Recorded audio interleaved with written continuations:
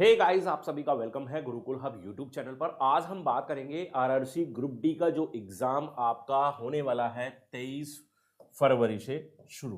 ठीक है, तो करीब करीब हमारे पास एक महीने का समय है। अब एक महीने हमें क्या क्या पढ़ लेना चाहिए, है ना, ताकि ये ग्रुप डी का एग्जाम अच्छे मार्क्स के साथ पास हो जाए, क्योंकि अब जो स्थिति है अब पहले जैसी नहीं रही। ठीक है, cut off day by day बढ़ती जा रही है, तो उसी हिसाब से अब हमें क्या स्ट्रैटेजी अपनी रखनी होगी, उस हिसाब से मैं आज इस वीडियो में डिस्कस करके चलूंगा। वीडियो बहुत ज्यादा बेनिफिशियल है, टिल एंड तक जरूर से देखें। वीडियो में आगे बढ़ने से पहले मैं आपको एक फ्री कंटेंट के बारे में बता दूं कि ये वेबसाइट है, ये वेबसाइट हमारी खुद की वेबसाइट है गुरुकुल हब की। ठीक है, तो यहां पर आपको एक सेकेंड, यहां पर गुरुकुल हब की वेबसाइट पे आपको काफी सारा फ्री कंटेंट यानी कि स्टडी मटेरियल यानी कि पीडीएफ आपको मिलने जा रही है। ठीक है, तो इस वेबसाइट पर आप जा सकते हैं जहां पर आपको फ्री कंटेंट भी मिलेगा, और अगर आप पेड लेना चाहते हो तो पेड कंटेंट भी है। जैसे कि आरआरसी ग्रुप डी के यहां पर हमने टेस्ट सीरीज दे रखी है, मॉक टेस्ट पीडीएफ में, तो ये आप परचेस कर सकते हैं। ठीक है, हिंदी में इंग्लिश में अलग अलग है। वैसे ही आरआरबी एनटीपीसी का जो सीबीटी 2 है उसके हिसाब से भी यहाँ पर कंटेंट आपको मिल जाएगा। और यहाँ पर आप सभी तरह तरह की पीडीएफ, चाहे स्टैटिक जीके है, चाहे जनरल साइंस है, ठीक है, चाहे जनरल स्टडी है, तो सभी को आप यहाँ पर खरीद सकते हैं। काफी सारी यहाँ पर किताबें भी हैं। किताबें जो देखिए यहाँ पर बिल्कुल मैं आपको दिखा देता हूं। जैसे ये है रीजनिंग की बुक, आपको बिल्कुल फ्री में मिल रही है, जीरो। यहाँ पर आपको कोई पैसा यहाँ पर पेमेंट करने की जरूरत नहीं है। ठीक है, बाकी यहाँ पर आरआरबी एनटीपीसी के जो सीबीटी फर्स्ट एग्जाम होता है उसके 125 सेट की, सभी शिफ्ट के 125 सेट की पीडीएफ भी हिंदी और इंग्लिश में आपको मिल जाती है। ठीक है, और यहाँ पर काफी सारा फ्री कंटेंट भी है। मैं आपको दिखा देता हूं, पेड भी है, फ्री भी है, सर हर तरह का। जैसे ये अरिहंत की बुक है रीजनिंग की, ये फ्री है। ठीक है, मैथ की बुक फ्री है। ठीक है, और जीके का भी काफी सारा मटेरियल यहाँ पर आपको फ्री मिल जाता है। इस वेबसाइट पर जाने के लिए आपको क्या करना है, डिस्क्रिप्शन में मैंने फ्री वेबसाइट के आगे एक लिंक दे रखा है, उस लिंक पर जाइए और आप इस वेबसाइट पर पहुंच जाएंगे। और बिल्कुल ये हमारी ही वेबसाइट है, और इस वेबसाइट को हमने जो लॉन्च करा है वो नए नाम से, अभी नाम जो है अपडेट नहीं हुआ है, इसलिए आप नाम से अगर सर्च करना चाहेंगे तो आपको नहीं मिलेगा। वैसे ये आपको गुरु किताब .com के नाम से ये वेबसाइट मिलेगी। www.gurukitab.com के नाम से ये वेबसाइट आपको मिल जाएगी। ठीक है, अभी नहीं मिलेगी, हो सकता है इस वीडियो को जब तक देख रहे हो शायद मिल जाए, नहीं तो 24 घंटे के अंदर ये अपडेट हो जाएगा। वैसे मैंने लिंक डिस्क्रिप्शन में दे रखा, डायरेक्ट आप उस लिंक से इस वेबसाइट पर जा सकते हैं। तो चलिए हम अब आ जाते हैं अपने टॉपिक पर। हम बात कर रहे थे कि अपने एग्जाम की, जो ग्रुप डी का एग्जाम है। देखिए, अब हम यहां पर 30 दिन की स्ट्रैटेजी आपके सामने रखेंगे। 30 दिन में आपको क्या क्या चीजें पढ़नी है। ठीक है, क्योंकि समय देखिए अब बहुत कम है। पहले हम समझ लेते हैं कि हमारे एग्जाम में क्या आने वाला है। मैथ्स आपका रहेगा 25 क्वेश्चन रहेंगे। साइंस आपका रहने वाला है, साइंस की वेटेज यहां पर ज्यादा होती है, 25 क्वेश्चन रहेंगे। ठीक है, जीके यहां पर रहेगा, और जीके में जो रहेगा वो रहेगा आपका स्टैटिक जीके, बहुत important part GK, and current affair. ठीक है, करंट अफेयर, और ये रहेगा आपका 20 मार्क्स का। ठीक है, उसके बाद रीजनिंग रह जाती है, और रीजनिंग रहेगी यहां पर 30 मार्क्स की, यानी कि 30 क्वेश्चन। तो ये हमारा पूरा पैटर्न होने वाला है। अब इस पैटर्न को अगर हमें इस पर अच्छी कमांड हासिल करनी है, तो ऐसा नहीं कि हम इसमें से किसी एक पोर्शन को छोड़ दें, हमें चारों पर बारी बारी से ध्यान देने की जरूरत है। अब ऐसे वक्त में जब बारी बारी से सभी पोर्शन पर हमें ध्यान देने की जरूरत होती है, तो उसके लिए मैं हमेशा आपको बोलता हूं गाइस, मॉक टेस्ट लगाइए, मॉक टेस्ट लगाइए। इसीलिए एग्जाम से पहले मैं आप लोगों के लिए मॉक टेस्ट बिल्कुल ले आया हूं। ठीक है, अभी यहां पर मैंने आपको ग्रुप डी के मॉक टेस्ट यहां पर प्रोवाइड करा दिए उस वेबसाइट पर। ठीक है, ग्रुप डी के मॉक टेस्ट 10 मॉक टेस्ट यहां पर प्रोवाइड करा दिए हैं, और हो सकता है 24 घंटे के अंदर जो 2018 का जो हमारा ग्रुप डी का एग्जाम हुआ था,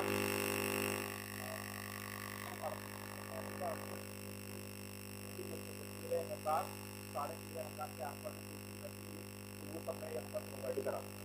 तो हमें समझ क्या करना है, ठीक है। अब वो जो एक महीना जो लास्ट का रह जाता है ना, कि आपको टेक्स्ट उठा के पढ़ना शुरू कर दें। ऐसे समय में हमें जरूरत होती है कि एक तो हम प्रीवियस ईयर क्वेश्चन, ठीक है, एक तो हम प्रीवियस ईयर क्वेश्चन आप अच्छे से तैयार कर लें, ठीक है, क्योंकि वहां से हमें काफी चीजों में हेल्प मिलेगी। देखो मैं डायरेक्टली बात करूं तो प्रीवियस ईयर क्वेश्चन में कहाँ फायदा मिलेगा, 25 नंबर का तो ये फायदा हो गया जो डायरेक्ट मिलेगा आपको, 30 नंबर का फायदा ये हो गया, तो 55 नंबर सीधे सीधे आपको यहाँ पर फायदा मिल गया। अब साइंस और स्टैटिक चीजें, करंट अफेयर तो देखो बच्चे मिल जाते हैं, यहां से भी मैं मानता हूं ज्यादा भी नहीं, 45 में से 10 से 15 नंबर का डायरेक्ट फायदा मिलेगा आपको, डायरेक्ट सीधे तौर पर, अगर आप सारे प्रीवियस क्वेश्चंस और जो हम मॉक टेस्ट आपको सजेस्ट करते हैं अगर वो आप तैयार कर ले, है ना। इतना करने से ही आपको ये बेनिफिट मिल जाने हैं, ठीक है। कितना स्कोर बन गया आपका, 30 और 55 करीब करीब 65-70 तो आपने सीधे सीधे ऐसे ही तैयार कर लिया।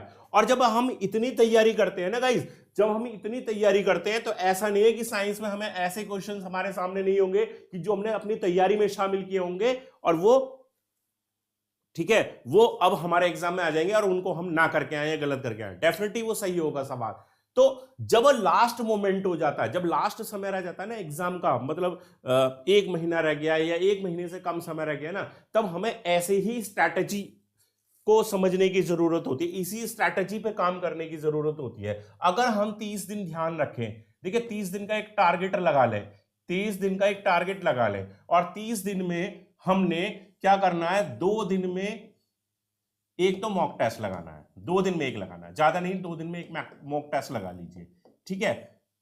और जो प्रीवियस ईयर क्वेश्चन है ये आपको ज्यादा करना है, ठीक है, क्योंकि भाई 120 से ज्यादा 130 करीब करीब 4 सेट पर डे का औसत आ रहा है, तो ये 4 सेट लगाने हैं पर डे के हिसाब से प्रीवियस ईयर, ठीक है।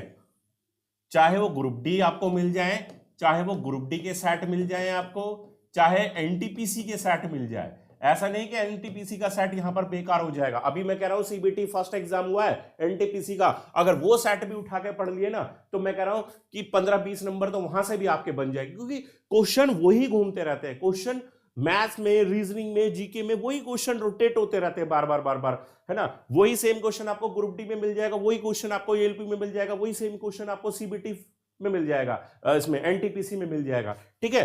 तो इन चीजों पर हमें बहुत ज्यादा मेहनत करनी होती है, क्योंकि इनसे सबसे बड़ी बात क्या है, ये तो हमने ये तैयार कर लिए, दूसरा हमें मान लीजिए इन 4 सेट को हम डेली कर रहे हैं प्रीवियस ईयर क्वेश्चन, या एक सेट मैंने 2 दिन में बोला कि आपको मॉक टेस्ट का लगाना है, तो मॉक टेस्ट में हमें ये भी तो पता चलेगा भाई हम गलती कहां कर रहे हैं, है ना, हम मिस्टेक कहां पर कर रहे हैं, किस किस तरह के सवालों में हमारी मिस्टेक हो रही है, कौन कौन से सवाल हम गलत कर देते हैं, कौन कौन से सवाल हम छोड़ आते हैं जो नहीं कर पाते, है ना। तो उस वक्त हमें यही हमारा फर्स्ट प्रायोरिटी होती है कि हम उस गलती को तभी के तभी सुधार ले।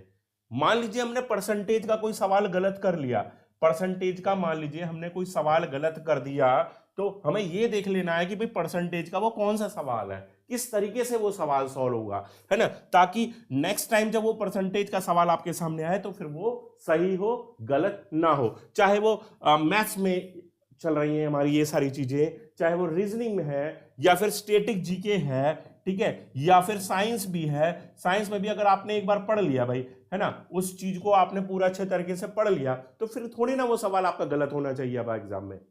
इसी तरीके से लास्ट मोमेंट पे हमें तैयारी करने की जरूरत पड़ती है। जब समय 1 महीने से कम रहे तो कोई भी टेक्स्ट बुक को उठा के रट्टा लगाना, पढ़ना बिल्कुल बंद कर दीजिए। मैथ को भी, मैं कहता हूं मैथ्स या रीजनिंग को भी अलग से पढ़ना बंद कर लीजिए, केवल उन टॉपिक्स पर या उन क्वेश्चंस पर ध्यान दीजिए जो आपकी प्रॉब्लम्स हमेशा बनते हैं, है ना। वो प्रॉब्लम्स कैसे पता चलेगी, वो प्रॉब्लम्स आपको तभी पता चलेगी जब आप डेली बेसिस पर या 2 दिन में एक मॉक टेस्ट लगाएंगे और डेली बेसिस पर आप प्रीवियस ईयर क्वेश्चंस ज्यादा से ज्यादा पढ़ेंगे। आपकी सफलता का राज यही है, आपको यही दो चीजें सफल बना सकती हैं, एक तो मॉक टेस्ट और एक प्रीवियस ईयर क्वेश्चंस। इन चीजों को आप जब भी किसी भी एग्जाम की तैयारी कर रहे हैं, चाहे आप ग्रुप डी एग्जाम की तैयारी कर रहे हैं, एनटीपीसी का अब आपका एग्जाम है, मान लीजिए मेन एग्जाम सीबीटी 2 है, या एसएससी का कोई एग्जाम है, तो इन सभी एग्जाम में, प्रतियोगी परीक्षाओं में आपको इन दो चीजों को अपनी तैयारी में जरूर से शामिल करना चाहिए।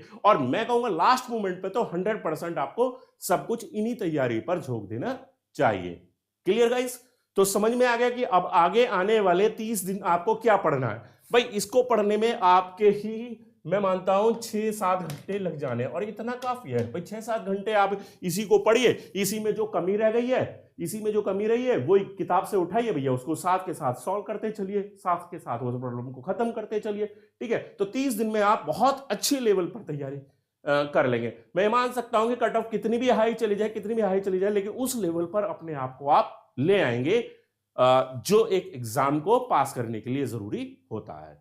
तो गाइज आज की वीडियो में बस इतना ही था। आई होप कि आपको वीडियो पसंद आई होगी। वीडियो पसंद आ गई हो लाइक कर लीजिए, शेयर कर दीजिए दोस्तों के साथ, और जो मैंने आपको फ्री वेबसाइट के बारे में बताया, लिंक मैंने डिस्क्रिप्शन में दे रखा है, और वहां पर जाकर आप जो भी अपने हिसाब से जो भी कंटेंट है वो फ्री में भी डाउनलोड कर सकते हैं, और जो पेड कंटेंट है वो भी बहुत कम कीमत पर आप लोगों के लिए मैं लेकर आया हूं।